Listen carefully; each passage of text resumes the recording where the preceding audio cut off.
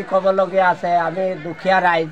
ইয়াত বহুত দিনৰ পৰাই পুৰণা মন্দিৰ জাগাটো আছে, কিন্তু আগতে আমাৰ মই মুৰব্বীয়ে কৰিছে, কোনো লেখা পঢ়া নাই। এতিয়া আমি এটা কমিটি কৰি এতিয়া আমি এই শনি মন্দিৰটো ভালদৰে চলাই যাম বুলি আশা কৰিছোঁ ৰাইজৰ। এইটোৱেই আমাৰ অনুৰোধ। আজি 18ৰ পৰা এই মন্দিৰটো 2018ৰ পৰা আমি এই মন্দিৰটো কামত লাগিছোঁ। আজি প্ৰতিষ্ঠান কৰিছোঁ আৰু আমি মূৰ্তি আনিও ইয়াত প্ৰতিষ্ঠান কৰিছোঁ। আপোনালোকৰ ইয়াত অতিথি হিচাপে কোন কোন আছে? অতিথি হিচাপে আমাৰ এতিয়া আমাৰ এই নতুনকৈ এই ৱাৰ্ডৰ বুথ সভাপতি ময়ে আৰু আমাৰ মণ্ডল সভাপতিও আহিছে শ্ৰী ৰবীন্দ্ৰ চন্দ্ৰ দাস, আৰু লগতে আমাৰ কবাৰী এজনো আহিছে, আমাৰ ৱাৰ্ড মেম্বাৰো আহিছে। গতিকে আমাৰ গাঁৱৰো মই মুৰব্বী আছে ইয়াত। আপোনালোকৰ এই মন্দিৰটো স্থাপিত কেতিয়া হৈছিলে? মন্দিৰটো আজি বহুত আগৰ পৰা আমি আগতে গছতলাতে পূজা কৰি আছিলোঁ। আমি গছতলাত পূজা কৰি কৰি বহুত দিন আমি পাৰ কৰিলোঁ, কিন্তু 2018তে এই মন্দিৰটো স্থাপিত হ'ল। ইয়াৰ ভিতৰতে আজি 2024 আৰু এই 2024ৰ ভিতৰতে মই এটা আদিবাসী সমাজৰ ভিতৰতে মণ্ডল সভাপতি হয়। আদিবাসীৰ ভিতৰতে লামডিং সমষ্টিৰ। আৰু মই ভালকৈ জানো যে আজি আগতে আমি গছতলাত পূজা কৰি আছিলোঁ, কিন্তু আজি আমি শনি মহাৰাজৰ আজি আমি যিটো প্ৰতিষ্ঠা দিছোঁ, যে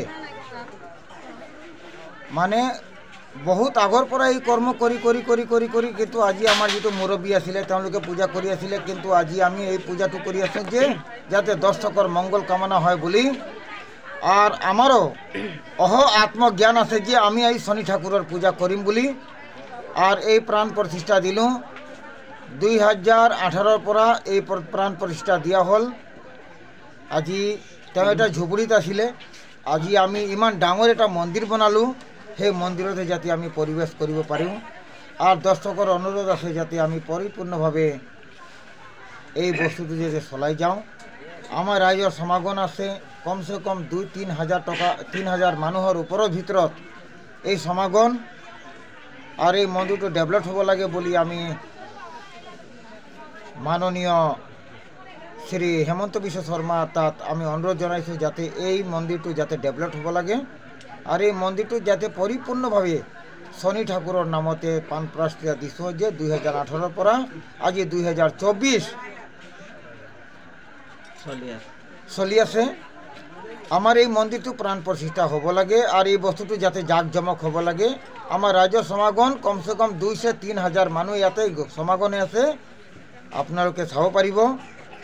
এইটো মোৰ বিনম্ৰ প্ৰাৰ্থনা আৰ এইটো মোৰ গুহাৰি। এই ঠাইখনৰ নাম কি? এই ঠাইখনৰ নাম পূব ভালুকমাৰি 1 নম্বৰ ৱাৰ্ড। 1 নম্বৰ ৱাৰ্ড পূব ভালুকমাৰি। ইয়াতে কেইটামান মন্দিৰ আছে, লগতে আছে দেৱস্থান ও দুর্গাবাড়ি, লগতে জড়িত আছে আমার শনি মন্দির।